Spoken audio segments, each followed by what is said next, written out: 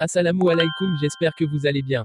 La dernière fois, nous avons parlé de Karim, non plutôt l'hérésie de Karim al-Hanifi sur la prétendue crucifixion de Jésus dans le Coran.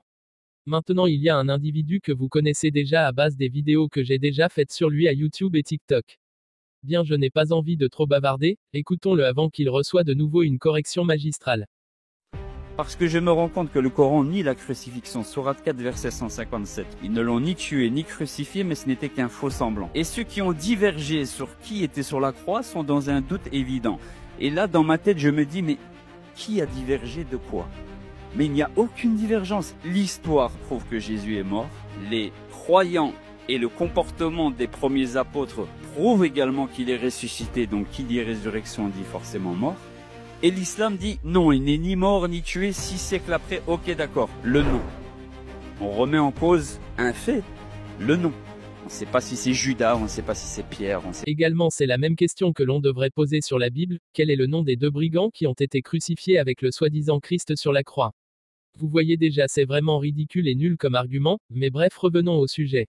Déjà, comme nous l'avons déjà vu dans les précédentes vidéos, Jésus, alayhi salam, n'a jamais été crucifié selon le Coran.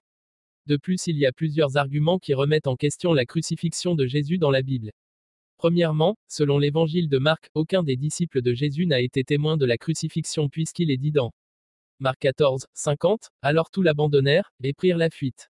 De même, aucun des auteurs des évangiles et des épîtres ne fut témoin de la crucifixion.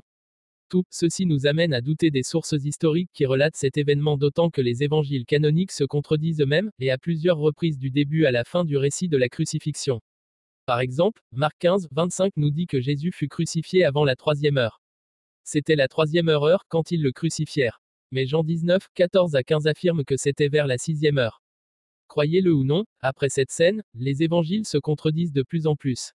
Après la prétendue résurrection, il devient presque impossible de trouver une quelconque information sur laquelle les 4 évangiles concordent.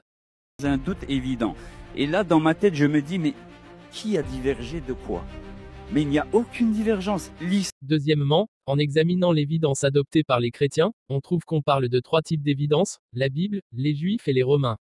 Quant à la Bible, l'histoire de la crucifixion est pleine de contradictions comme nous l'avons déjà vu à travers un exemple. Si les témoignages ont tous ces contradictions, comment on est sûr que Jésus-Christ était vraiment crucifié? Les manuscrits les plus anciens de la Bible parlant de la crucifixion de Jésus sont trop tard puisqu'ils datent au IVe siècle, l'évangile de Judas a des manuscrits plus anciens. Donc ce n'est pas une référence acceptée. Quant aux Juifs, le Coran déjà dit qu'ils disent qu'ils tuèrent Jésus, mais ils ne savaient pas que ce n'était pas Jésus. Les témoignages romains ont été également très tard aussi. On retrouve Tacite, né en 56 après Jésus-Christ, et Lucien de Samosate est né en 125, les deux ne vécurent pas dans le temps de la crucifixion, mais ils racontèrent ce qu'ils ont entendu à partir de quelques gens. C'est pourquoi la sourate 4, 157 précise. Et ceux qui ont discuté sur son sujet sont vraiment dans l'incertitude, ils n'en ont aucune connaissance certaine, ils ne font que suivre des conjectures et ils ne l'ont certainement pas tué. Et enfin, troisièmement, le dogme de la crucifixion de Jésus-Christ en expiation du péché originel n'a aucun fondement.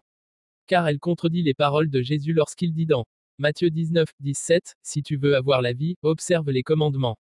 Alors Monsieur Nour, c'est la preuve que, une fois de plus, ton but n'est pas de chercher la vérité mais la célébrité. Si cette vidéo vous a plu, n'hésitez pas à liker, partager et surtout vous abonner.